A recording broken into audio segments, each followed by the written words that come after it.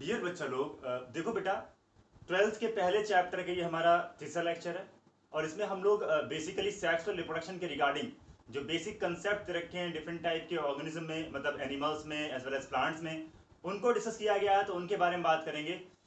तो चलिए सबसे पहले बात करते हैं यहाँ पर सेक्सुअल रिप्रोडक्शन के बारे में, जो बेसिक चीजें रखी, ठीक है।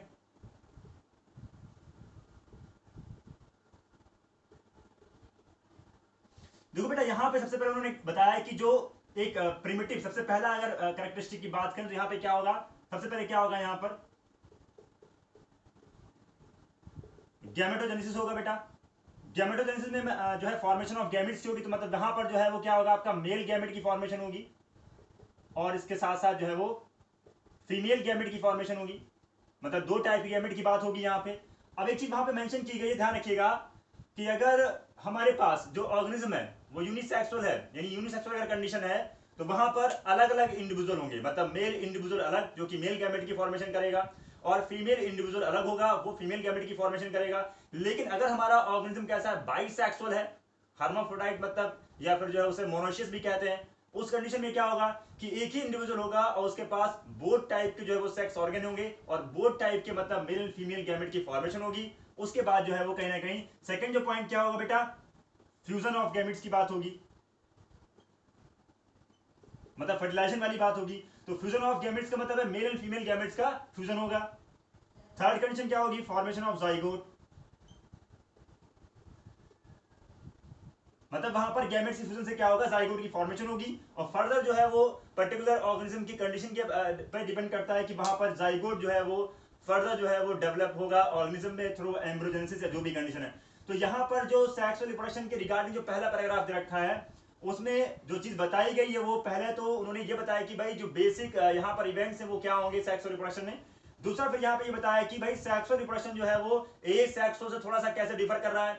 तो पहला वहां पे बताया कि सेक्सुअल रिप्रोडक्शन जो है वो आपका मोर एलोबरेट है, ठीक है। एलोबरेशन की बात हो गई, मतलब एलोबरेट का मतलब ज्यादा जो है वो एक तरह से लॉन्ग प्रोसेस वाली बात यहाँ पे आ जाएगी। इसके अलावा वहां पर क्या दे रखा है कि भाई वो स्लो है, ठीक है, और कॉम्प्लेक्स भी है। बाकी उन्होंने कहा कि ए सेक्सुअल रिप्रोडक्शन में जो ऑफस्प्रिंग बनते हैं, ठीक है, वो genetically as well as morphologically कैसे होते हैं, आइडेंटिकल होते हैं। जबकि यहाँ पर जो सेक्सुअल मोड ऑफ रिप्रोडक्शन है, यहाँ पर बनने वाले जो ऑफस्प्रिंग है, वहां पर उनके बीच में आइडेंटिकल वाली कंडीशन नहीं मिलेगी। मतलब ऑफस्प्रिंग जो बनेंगे वो morphologically as well as genetically जो थोड़ा सा हल्का सा स्लाइटली डिफर करेंगे, ठीक है। उसकी वजह क्या है यहाँ पर, फ्यूजन ऑफ गैमेट्स। तो पहले वाले पैराग्राफ में इतनी बातें बताने के बाद उन्होंने क्या बताया है कि भाई जो भी हमारे पास बायोडाइवर्सिटी है, मतलब जो भी हमारे पास पूरे प्लेनेट अर्थ पे डिफरेंट टाइप की स्पीसीज हैं, एनिमल्स की, प्लांट्स की, तो नो डाउट इंटरनल जो फिजियोलॉजी है उनकी, ठीक है, जो एक्सटर्नल कहीं ना कहीं मॉर्फोलॉजी है उनकी, ये सारी चीजें बहुत ज्यादा डिफर कर रही हैं, ठीक है। मतलब ऑर्गेनिज्म में ये सारी चीजें डिफर कर रही है, लेकिन फिर भी जैसे ही आप सेक्सुअल मोड ऑफ रिप्रोडक्शन की बात करते हो, तो वहां पे कहीं ना कहीं बहुत सारे जो इवेंट्स हैं सेक्सुअल रिप्रोडक्शन के रिगार्डिंग, वो कॉमन है सभी ऑर्गेनिज्म में, मतलब वो सिमिलर एक तरह से पैटर्न को वहां पर फॉलो करते हैं। तो उसके बारे में थोड़ा सा वहां पर डिस्कस किया गया आगे। तो वो क्या चीज है, चलिए उसको समझते हैं। तो देखो उन्होंने ये बताया है कि अगर हम मान लीजिए कोई भी हमारा ऑर्गेनिज्म जो कि सेक्सुअल मोड ऑफ रिप्रोडक्शन के थ्रू जो है वो रिप्रोडक्शन कर रहा है, उसमें हम उसके पूरे लाइफ स्पान को डिवाइड कर सकते हैं 3 फेजेस में। तो पहली फेज क्या आ जाएगी, वेजिटेटिव फेज आ जाएगी बेटा। देखिए ध्यान रखिएगा, ये जो वेजिटेटिव फेज है, ये टर्म इस्तेमाल किया गया किसके लिए, प्लांट्स के लिए। इसके बाद जो है दूसरी, इसी के मतलब अगर हम बात करें एनिमल्स के लिए, तो वहां पर टर्म इस्तेमाल किया गया है आपका जुवेनाइल फेज। तो मतलब कहने का ये है कि जो प्लांट्स है उनके लिए टर्म क्या इस्तेमाल किया जाएगा, वेजिटेटिव फेज, और इसके अलावा जो एनिमल्स है उनके लिए जुवेनाइल फेज इस्तेमाल किया जाएगा टर्म।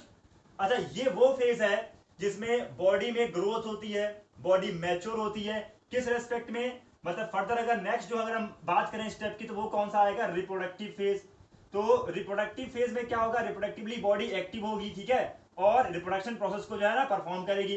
तो रिप्रोडक्शन प्रोसेस को परफॉर्म कराने के पर्पज से जो डिमांड है, वहां पर जो रिक्वायरमेंट्स है, उन सबको यहाँ पर फुलफिल किया जाएगा, कहाँ, इस वाली फेज में, पहली वाली फेज में।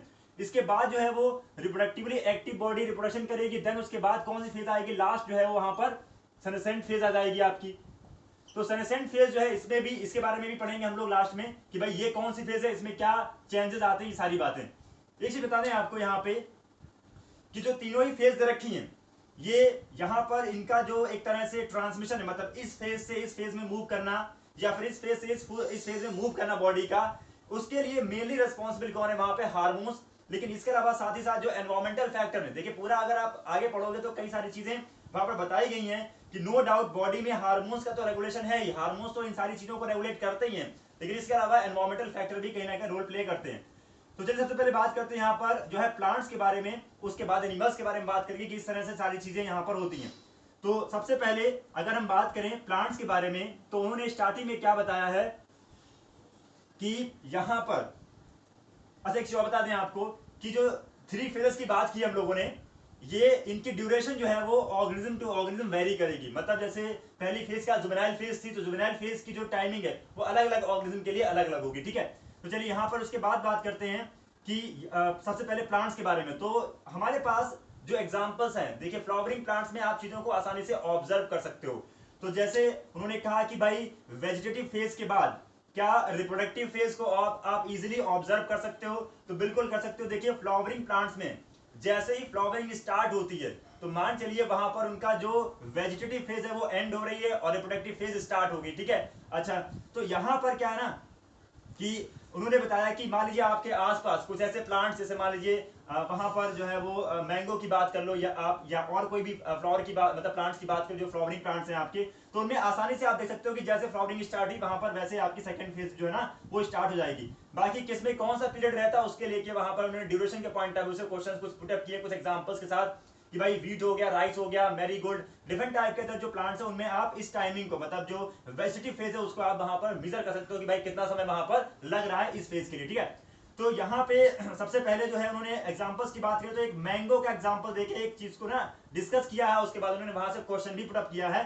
तो मैंगो के बारे में उन्होंने ये बताया कि जैसे जो हमारे पेरेनियल प्लांट होते हैं, पेरेनियल जैसे मैंगो के एग्जांपल की हम बात करें, तो यहाँ पर सबसे पहले क्या होगा, वेजिटेटिव फेज आएगी ना बेटा, और उसके बाद यहाँ पे क्या होगा, फ्लावरिंग की बात आएगी। अच्छा, होता क्या है पेरेनियल प्लांट में क्या होता है, ज्यादातर उनमें फ्लावरिंग कई बार होती है, मतलब सीजनल होते हैं वो, सीजन के हिसाब से वहां पे, तो पहली सीजन में फ्लावरिंग हुई, नेक्स्ट फिर से जब वहां पर फेवरेबल कंडीशंस आएंगी, मतलब सीजन आएगी, तो फिर से वहां पे क्या होगा, फ्लावरिंग होगी।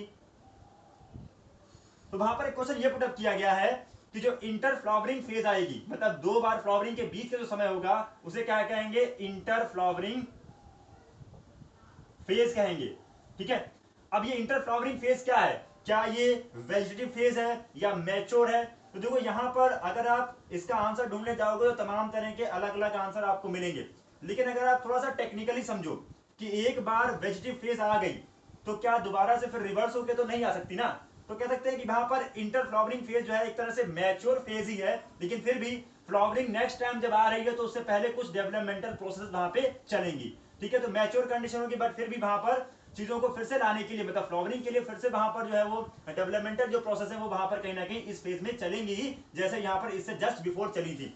लेकिन हाँ, इसे हम यहाँ पर वेजिटेटिव फेज नहीं कह सकते, ठीक है। तो ये वहां पर एक क्वेश्चन पूछा गया है, इटैलिक में लिखा होगा, उसको पढ़िएगा। इसके बाद बात की है वहां पर कि प्लांट्स में तमाम तरह की जो कंडीशंस होती हैं फ्लावरिंग के regarding, number of times of flowering के रिगार्डिंग जो है, या फिर वो जो है उनके लाइफ स्पान के पॉइंट ऑफ व्यू से, तो वो कुछ डिस्कस किया गया है। अच्छा, उन्होंने कहा कि हमारे आसपास जो तमाम तरह के फ्लावरिंग प्लांट्स हैं उनमें क्या आप थ्रू आउट ईयर, मतलब कुछ ऐसे प्लांट हैं जिनमें आप थ्रू आउट ईयर जो है फ्लावरिंग को नोटिस कर सकते हो क्या थ्रू आउट ईयर जिनमें फ्लावरिंग होती है उनको आपने देखा? तो बिल्कुल हमारे आसपास कई सारे ऐसे ऑर्नामेंटल प्लांट्स होते हैं जिनमें थ्रू आउट ईयर जो है फ्लावरिंग होती है। एग्जांपल के तौर पे अगर हम बात करें यहाँ पर, तो कौन सा हो जाएगा बेटा आपका एग्जांपल तौर पे, जो है रोज आप ले सकते हो। रोज केस में क्या होता है कि वहां पर आप पूरे साल जो है ना फ्लावर्स को देख सकते हो। बाकी अगर हम बात करें यहाँ पर सीजनल की बात करें, तो बेटा सीजनल फ्लावरिंग की अगर हम बात करेंगे तो वहां पर जो है वो आपका ऐसे मैंगो हो गया, तो मैंगो में एक पर्टिकुलर सीजन में ही आप क्या देखते हो कि वहां पर फ्लावरिंग होती है, उसके बाद फ्रूटिंग वगैरह ये सारी चीजें होती हैं। तो ये 2 एग्जांपल्स देने के बाद उन्होंने कहा कि भाई अब हम आगे बढ़ते हैं कि तमाम तरह के जो हमारे पास प्लांट्स हैं, फ्लावरिंग प्लांट्स हैं, उनको हम कैसे कैटेगराइज करते हैं, उनमें जो भी इवेंट्स आते हैं, ठीक है, वो कुछ इंटरेस्टिंग से एग्जाम्पल के साथ उन्होंने समझाए हैं, तो उनके बारे में चलिए बात करते हैं। देखो यहाँ पे हम किसी भी, अगर हम बात करें फ्लावरिंग प्लांट्स की बात करें, तो उनको हम क्लासिफाई कर सकते हैं 2 तरह से। देखिए पहले कंडीशन क्या है वहां पर कि on the basis of life span, देखिए लाइफ स्पैन के बेस पे ना क्या हम कर सकते हैं कि भाई हमारे पास सबसे पहले हम कैटेगरी क्या बनाएंगे, एनुअल प्लांट्स हमारे कौन से, तो ठीक है एनुअल प्लांट्स कौन से होते हैं, एनुअल का मतलब वहां पे सिंपल सी बात है 1 ईयर का जिनका लाइफ स्पान होता है, मतलब एक साल में ही वो अपनी सारी यानी तीनों फेजेस को ना वो कहीं ना कहीं शो कर देंगे। तो एनुअल जिनका की है लाइफ स्पान, उनमें आप तीनों फेजेस को आसानी से देख सकते हो, पहली वाली, दूसरी रिप्रोडक्टिव फेज और लास्ट वाली भी। एग्जाम्पल के तौर पे अगर आप देखो यहाँ पे एनुअल में आपको वीट वीट ले सकते हो आप, वीट आपका कैसा एनुअल है। इसके अलावा बाइनियल, तो बाइनियल कौन से होते हैं बेटा, जिनका 2 इयर्स जो है ना कहीं लाइफ स्पान होता है। तो 2 ईयर लाइफ स्पान की पॉइंट ऑफ व्यू से अगर आप देखोगे तो यहाँ पर भी आप आसानी से तीनों ही फेजेस को देख सकते हो। एग्जाम्पल के तौर पे कैरेट को ले सकते हो आप एग्जाम्पल के तौर पे, ठीक है। थर्ड यहाँ पर जो है वो आपके कौन से हो जाएंगे, पेरेनियल। तो देखो बेटा पेरेनियल जो प्लांट्स होते हैं हमारे, मतलब यहाँ पर मोर देन 2 इयर्स, मतलब यहां पर जो इनका लाइफ स्पान है पेरेनियल का वो मोर देन 2 इयर्स मिलेगा आपको। और यही वजह है कि ज्यादातर जो पेरेनियल प्लांट है उनमें आप तीनों ही फेजेस को नहीं देख पाते, क्योंकि इनका जो लाइफ स्पान है कभी कभी मोर देन 100 ईयर भी हो जाता है, ठीक है। अच्छा यहां पर इस चीज को कैसे कोरिलेट किया गया है दूसरी कंडीशन से, वो समझ लेते हैं। देखो यहां पे समझना बेटा, हमने वहां पे किस बेस पे इसको क्लासिफाई किया गया था, लाइफ स्पान के बेस पे। यहां पे हम लोग क्लासिफाई करेंगे on the basis of number of times of flowering. देखिए number of times of flowering का मतलब है कि कोई भी पर्टिकुलर जो हमारा फ्लावरिंग प्लांट है वो अपनी पूरी लाइफ में कितने बार फ्लावरिंग करता है, ठीक है। तो यहां पर हम कैटेगराइज कर सकते हैं दो में इनको। पहले हमारे केस, पहला केस क्या हो जाएगा, मोनोकार्पिक।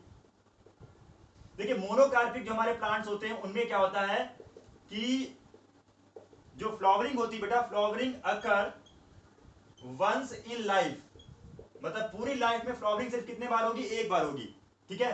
और दूसरी कंडीशन कौन सी आ जाएगी आपकी, पॉलीकार्पिक। तो पॉलीकार्पिक बेटा कौन से हमारे प्लांट्स होंगे, ये वो प्लांट्स होंगे जिनमें क्या होता है, फ्लावरिंग जो है occur more than once in life. तो बात को समझ लेना बेटा यहां पे कि मोनोकार्पिक और पॉलीकार्पिक जो है उनमें क्या डिफरेंस है, कि number of times of flowering के पॉइंट ऑफ व्यू से। अब देखो यहां से इसको कैसे कोरिलेट किया गया है, देखो देखो यहां समझो। ज्यादातर हमारे जो एनुअल और बायनियल प्लांट है, ठीक है बेटा, वो कैसे होंगे, मोनोकार्पिक होंगे, ठीक है। मतलब इनमें एक ही बार फ्लावरिंग होगी, उसके बाद उनकी डेथ हो जाएगी फ्रूटिंग के बाद। तो ज्यादातर हमारे एनुअल और बायनियल कैसे बेटा, मोनोकार्पिक है। लेकिन ज्यादातर हमारे जो पेरेनियल है वो कैसे हैं, पॉलीकार्पिक है।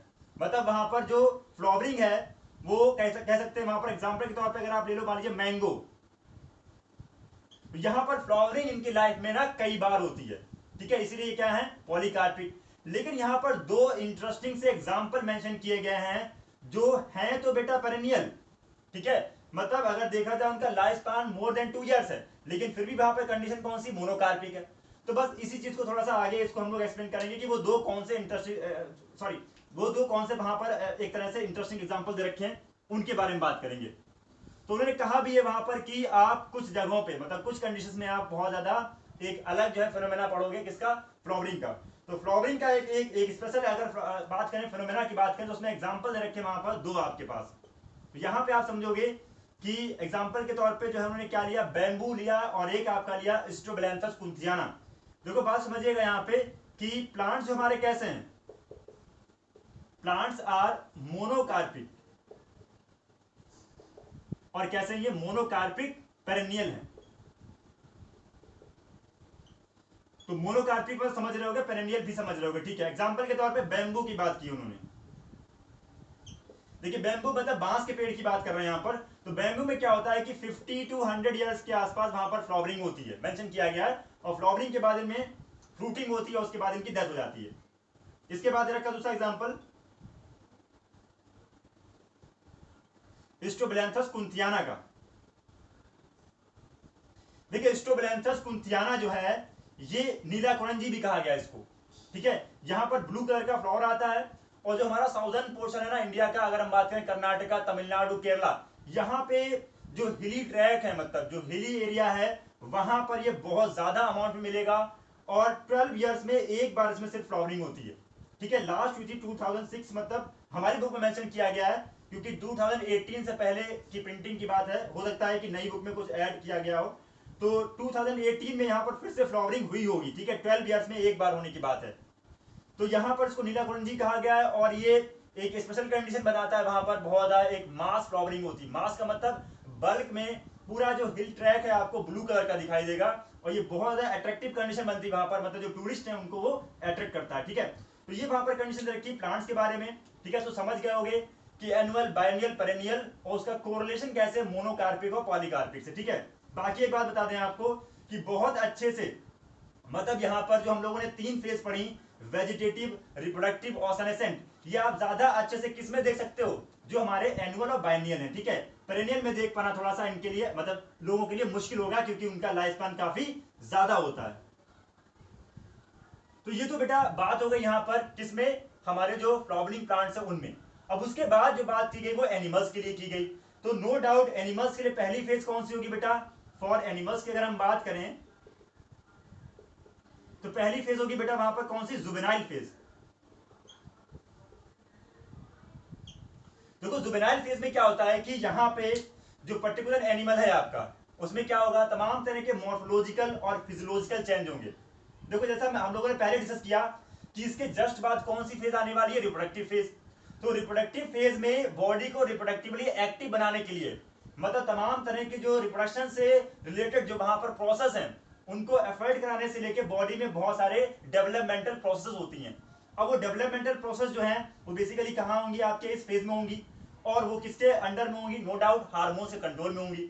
तो तमाम तरह की जो वहां पर मॉर्फोलॉजिकली या फिजियोलॉजिकली जो चेंजेस हो रहे हैं वहां पर बॉडी में, वो जुवेनाइल फेज में और बेसिकली रिप्रोडक्टिव फेज से जस्ट प्रायर, मतलब जस्ट बिफोर आप वहां पर उसको नोटिस कर सकते हो।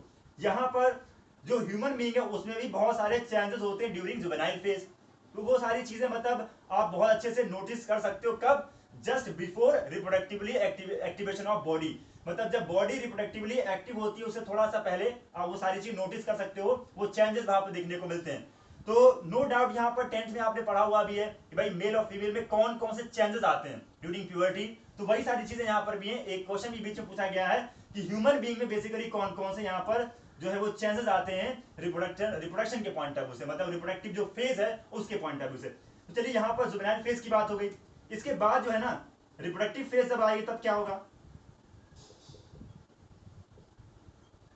देखिए अगर हम रिप्रोडक्टिव फेज की बात करें तो नो डाउट यहां पर हमारे आसपास जो बहुत ही इजीली हम लोग जिन एनिमल्स को देख पाते हैं, जैसे बर्ड्स का एग्जांपल लिया गया, ठीक है, बर्ड्स है, लिजर्ड, फ्रॉग, ये कुछ एग्जांपल वहां पे लिए गए। उन्होंने ये पूछा है यहाँ पे कि भाई जैसे फ्लावर्स की बात हो रही, तो थ्रू आउट जो है फ्लावरिंग वाली कंडीशन क्या थी, या फिर सीजनल जो है वो कहीं ना कहीं फ्लावरिंग वाली कंडीशन क्या थी।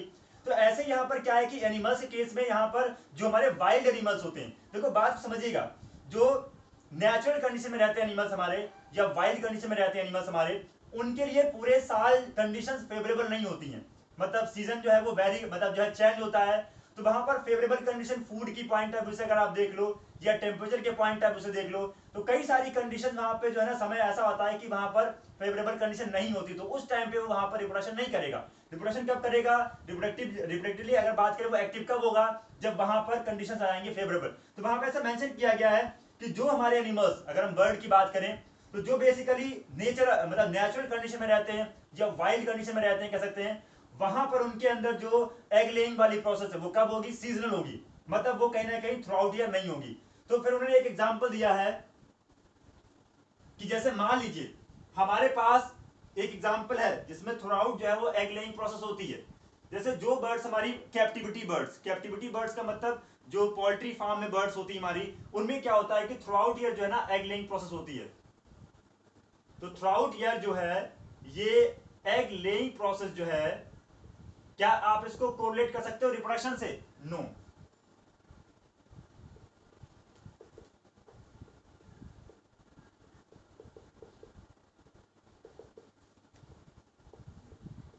मतलब कहने का ये है कि रिप्रोडक्शन जो प्रोसेस है उससे आप इसको कोरिलेट नहीं कर सकते हो, कौन सा, थ्रू आउट जो एग लेइंग प्रोसेस है, किसमें, इन पोल्ट्री बर्ड्स। तो पोल्ट्री बर्ड्स जो है वहां पर होता क्या है कि कमर्शियली, वहां पे मेंशन भी किया होगा कि अगर देखा जाए तो वहां पर ह्यूमन वेलफेयर के पॉइंट ऑफ व्यू से, मतलब ह्यूमन बीइंग की जो फूड के रिगार्डिंग नीड है, तो वहां पर उसके लिए एक तरह का जो नेचुरल प्रोसेस है उसका एक्सप्लॉयटेशन हो रहा है, ठीक है। तो वो कमर्शियल एक्सप्लोटेशन वाला कंडीशन वहां पे दे रखी है। और मैं बता दूं आपको होता क्या है कि जैसे मान लीजिए जो हमारी पोल्ट्री बर्ड्स, जैसे मान लीजिए हैन है, तो हैन जो वहां पर एग ले करती है, इसे हम क्या बोलते हैं, ये हमारा, मान लीजिए हम लोग कहते हैं कि ये है अनफर्टिलाइज्ड एग। तो बेटा जो अनफर्टिलाइज्ड है एक्चुअली में क्या होता है, ये ओवा होता है, सिंपल सा। तो वहां पर क्या ना, फीमेल बर्ड जो है ओवुलेशन करेगी, मतलब वहां पर उसकी ओवरी में ओवा बनेगा, और विदाउट मेटिंग, क्योंकि वहां पर मेटिंग वाली प्रोसेस तो नहीं हो रही ना, तो विदाउट मेटिंग वहां पर ये ओवा ऐसे ही बाहर आता है, तो इसीलिए इसे कहते हैं अनफर्टिलाइज्ड एग, इसी को हम लोग कंज्यूम करते हैं। तो ज्यादातर हमारी कह सकते हैं जो पोल्ट्री बर्ड्स हैं लगभग, उनमें क्या होता है, थ्रू आउट ईयर जो एग लेइंग प्रोसेस है उसको हम नहीं कोरिलेट कर सकते हैं किससे, रिप्रोडक्शन से, मतलब वो रिप्रोडक्शन जैसी कंडीशन नहीं है वहां पर, ठीक है। तो ये वहां पर कुछ क्वेश्चन वहां से पुटअप किया जा सकता है आपके लिए, ठीक है।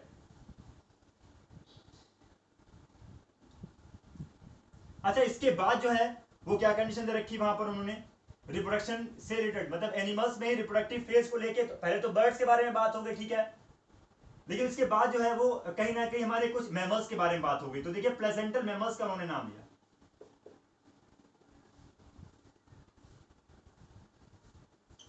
देखिए जब आप बात करते हो ना प्लेजेंटल मैमल्स, इसका मतलब ये वो मैमल्स हैं जिनके पास प्लेजेंटा होगा, मतलब यूट्रस में वहां पर during embryological development placenta disc like apparatus, जो आपने पढ़ा था 10th में थोड़ा सा, वो बनेगा, और वहां पर वो जो प्रोसेस हो रही है उसमें कहीं ना कहीं सपोर्टिव रोल प्ले करता है, और नो डाउट कई सारे हार्मोन्स को भी रिलीज करता है प्लेसेंटा। तो जिन मैमल्स में जो है प्लेसेंटा की फॉर्मेशन होती है during embryological development in uterus, उन्हें क्या कहेंगे, प्लेसेंटल मैमल्स।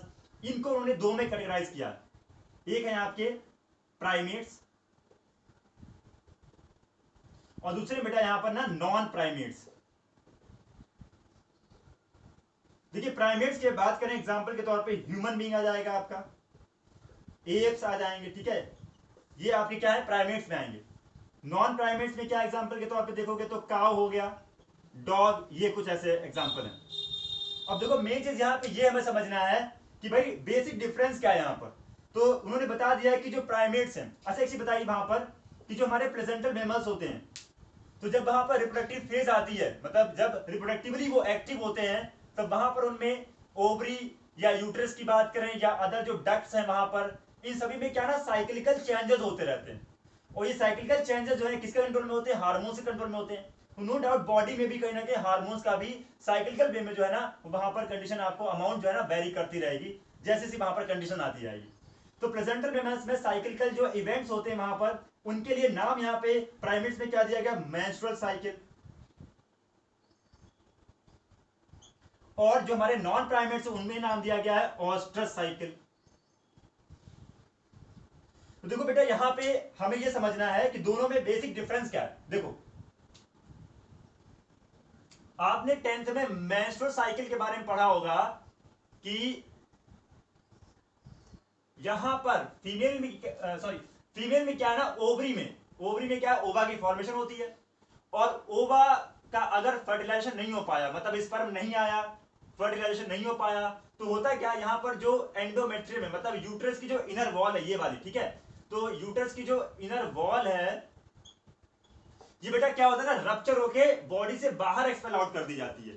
बात को समझिएगा कि इन प्राइमेट्स, अगर हम मेंस्ट्रुअल साइकिल की बात करें तो मेंस्ट्रुअल साइकिल में क्या होता है कि अगर यहां पर ओवा का फर्टिलाइजेशन नहीं हो पाया है, तो क्या होगा, जो इनर वॉल है यूट्रस की, ये बॉडी से बाहर एक्सपेल आउट कर दी जाएगी रप्चर होने के बाद। लेकिन नॉन प्राइमेट्स में क्या होता है, वहां पर अगर ओवा का फर्टिलाइजेशन नहीं हो पाया है, तो जो यहां पर इनर वॉल है यूट्रस की, वो अंदर ही रीअब्सॉर्ब कर ली जाएगी, उसको बॉडी से बाहर एक्सपेल आउट नहीं किया जाएगा। उस कंडीशन में क्या नाम देंगे, उसको ऑस्टर साइकिल नाम देंगे, ठीक। तो ये बेसिक डिफरेंस हो गया आपका किसके बीच में, मेंस्ट्रुअल साइकिल और ऑस्टर साइकिल में, ठीक है। तो यहां पे अगर आपसे पूछा जाए तो दो आप डिफरेंस देख सकते हो, एक तो ये कंडीशन कहां मिलेगी आपको, प्राइमेट्स में, और ये नॉन प्राइमेट्स में। बाकी इस केस में क्या है, बॉडी से बाहर एक्सपेल आउट करने की बात है, वहां पर अंदर ही रीअब्सॉर्ब करने की बात है, ठीक है।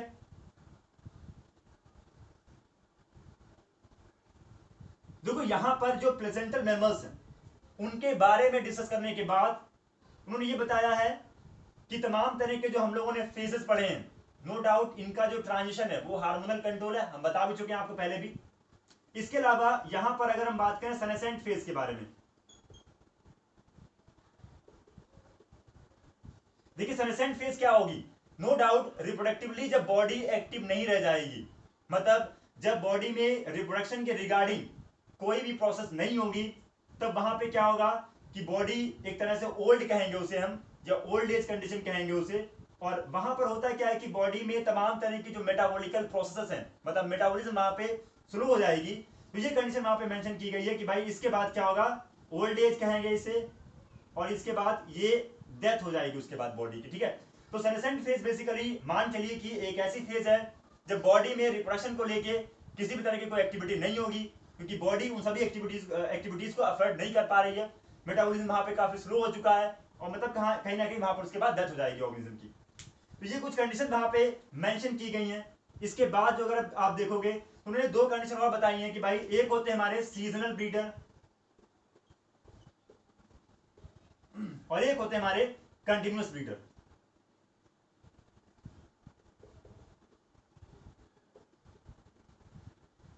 देखो जैसे मैंने आपको पहले बताया बेटा कि सीजनल ब्रीडर हमारे वो होते हैं ज्यादातर जो वाइल्ड कंडीशन में रहते हैं। वाइल्ड कंडीशन का मतलब ये है कि वहां पर कंडीशंस उनके लिए हमेशा ही फेवरेबल नहीं होती हैं। तो ज्यादातर हमारे अगर मैमल्स की बात करोगे तो वो सीजनल ब्रीडर होंगे अगर वो वाइल्ड कंडीशन में रह रहे हैं। बाकी कुछ मैमल्स आपके कंटिन्यूअस ब्रीडर भी होते हैं क्योंकि वो रिप्रोडक्टिवली एक्टिव रहते हैं थ्रू आउट ईयर। तो रिप्रोडक्टिवली अगर कोई भी particular organism through out year अगर मान लीजिए एक्टिव है तो वो कंटिन्यूअस ब्रीडर कहलाएगा, और अगर वो पर्टिकुलर सीजन में ही एक्टिव होता तो वहां पर वो सीजनल ब्रीडर कहलाएगा आपका, ठीक है। तो ये वहां पर एक डिफरेंस रखा बेसिक सा। देखिए इसके बाद जो है ना उन्होंने बात की है कि चलिए ये तो एनिमल्स में और प्लांट्स में यानी फ्लावरिंग प्लांट्स में हमने बेसिक कंडीशंस को पढ़ा, लेकिन इसके बाद जो इवेंट्स हैं आपके इवेंट्स,